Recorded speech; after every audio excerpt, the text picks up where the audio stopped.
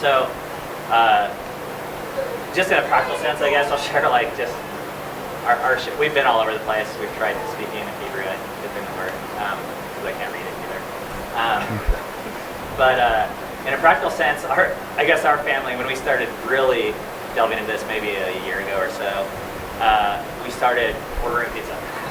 Our family never ordered pizza, and that was the way we did it. On Friday nights, we ordered pizza. We watched a movie on Friday nights, and one of the first things we started dabbling with on Saturdays was we hung out in the living room. We'd light a fire in the morning, and we would sleep in. It was the only day we slept in. We would cook a breakfast around 10 or 11 whenever we got up, and we would stay in our pajamas, and we would move to the living room, and the only rules were you had to stay in the living room the whole time, and no electronics. So weird stuff started happening for our family because that was a new thing for us. So we started talking, we started reading, things would come up, we'd share, the kids would sing, at some point they'd get like, especially in the beginning, they got crazy bored and they had like invent a game or something, you know. And that was just like one simple thing that we did, and then around 4 or 5 p.m. we'd go for a walk around the neighborhood, and then kind of like shower and change, and go out to dinner together to break the Sabbath. So yeah, those are the big things for us. But like I said, the huge thing for us is just it became a way. If we believe the gospel, it became a way to actually come to understand the gospel better, not vice versa.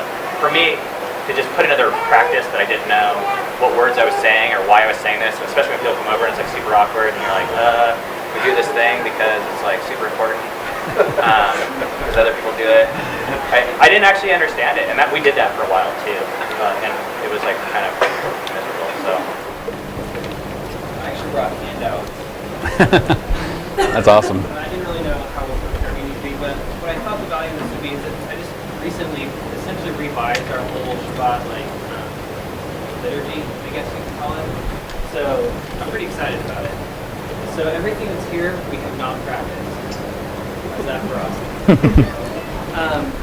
But I think our journey kind of piggybacks a lot on Ben's, largely because for several months, for those of you who don't know, we actually lived with the Crawford family, and that was where I think our first like major consistent hands-on exposure to a Shabbat practice occurred. And prior to all that, I think I'd grown up in a tradition that maybe many of you did too, where it's just kind of like Sunday equals go to church equals Shabbat or Sabbath. That's sort of how the Christian formula went. Or there was kind of the other notion of like, well, you don't need to worry about that anymore. It's done away with. Jesus, literally that don't bother understanding. So because of that, I had no understanding of Shabbat or its importance. So everything that Jeremy shared earlier is like, I'm still letting that seep in. It's really important to let that whole paradigm permeate. I think everything is practice. So it's still a work in progress for us as we're doing that. But as we hung out with the Crawfords, and we had some just a chance to see some of the trial and error that they were doing, and so we started to borrow from that. We started going around to a lot of other families too. There's some other families in Seattle who were there, and then we also came out here. Just knowing that there's a lot of you guys out there who do Shabbat, we just made it a point to go around to every family we could on a Shabbat and just watch and learn, basically. So we just plagiarized basically our entire approach to Shabbat. And it's been really fun. I view this very much as a work in progress. I'll probably be rewriting this for the next few years, I guess. And it's been really exciting just to explore, like, when we participate in other people's practices, what really speaks to us, what resonates with us, what reminds us of these truths that are in the passages that we looked at. And some things really, really did, and some things really, really didn't. So we just took what was valuable, and we're implementing that as regular practice in our family. I'm really excited to turn around now and invite other people into our practice of Shabbat as we've been spending the last, whatever it's been, 8 or 9 months, kind of borrowing other people's Shabbats. So it's been a really fun journey to do that. But I guess on a practical note, from our experience, my strong encouragement to anybody looking to start this is to team up with another family or 2 or 3 or 4 if you can, and watch what they're doing, practice with it for a while. Don't feel like you necessarily have to just start cold turkey and bump your way through it, because it can be a lot more enjoyable just to pick it up and move out. So if any of you guys want to look at this, I've got copies. It's just take it for what it's worth. You don't have to. I constantly email you stuff like that. So that's kind of our process. Okay, awesome. Yeah, I've asked a lot of the families that have stuff written down, like Adam, and then I know the Maoris have a doc. We're going to try to get all those together and have one massive Shabbat post on Paths of Return next week that'll have the audio from this as well as lots and lots of like practical stuff. Okay, so I'm gonna go through some of the other elements, and I want more families to share too about these things. There's 5 elements I want to talk through that I think can really help that you think through in order to get this rolling. One is setting the tone of a particular week, retelling the story, ushering in the day of rest, generational blessings, and experiencing the kingdom.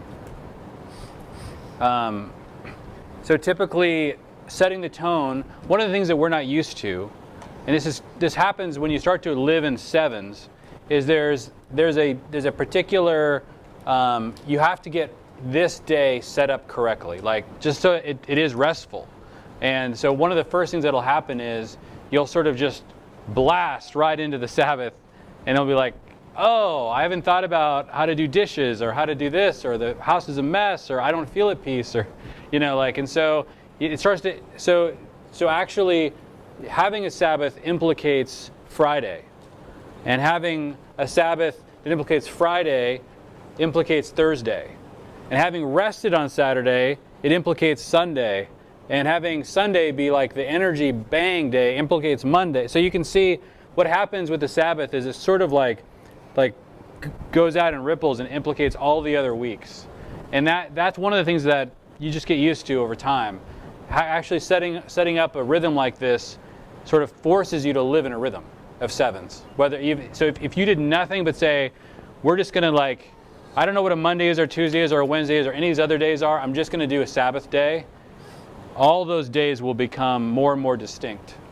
Just because you have this thing that happens every 7 days. It'll start to force your life to begin to become rhythmic in 7 days.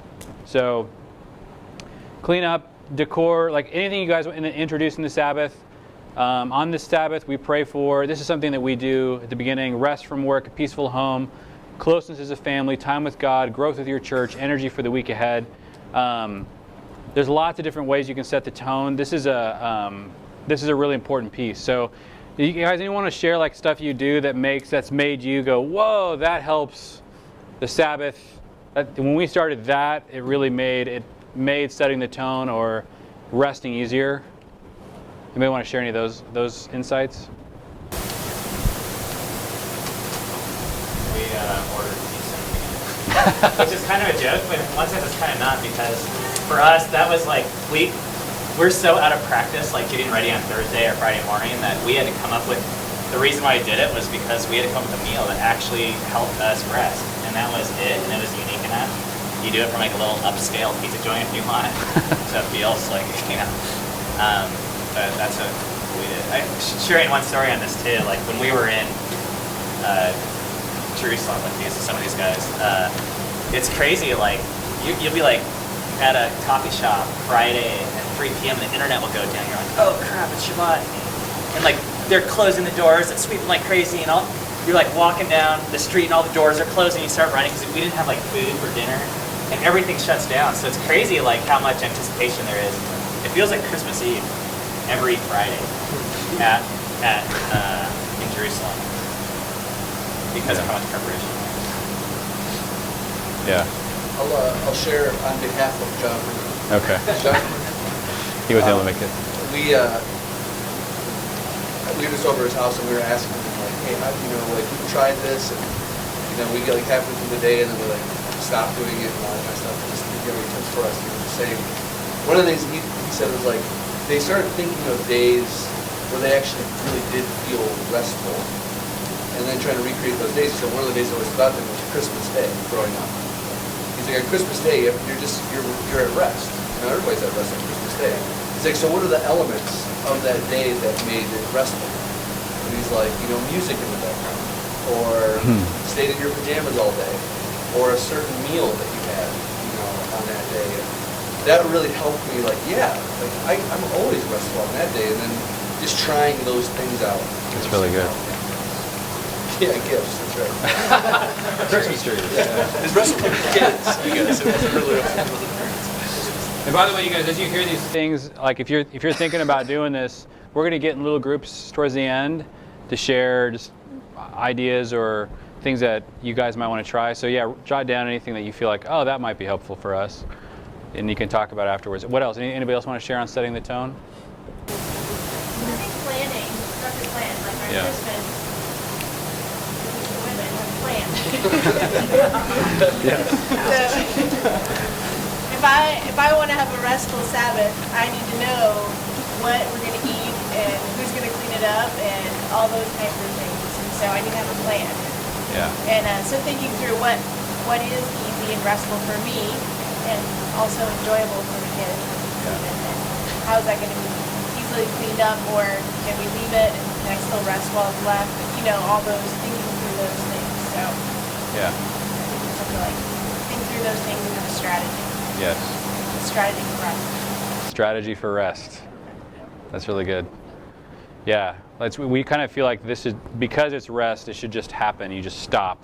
But if you hadn't prepared for it, like in Israel, that the weirdest thing for me is that you can't go buy food. It's like on Christmas Day, you know, the grocery store shut. It's the weirdest. You feel kind of like, if you didn't plan, you get really worried. But if you've got like a whole, you know, fridge just full of food, you're like, that's awesome. So your reaction is either panic or like complete, like, peace, depending on whether or not you've actually planned for there being no way to go out and get stuff on that day. So it's really important to do that.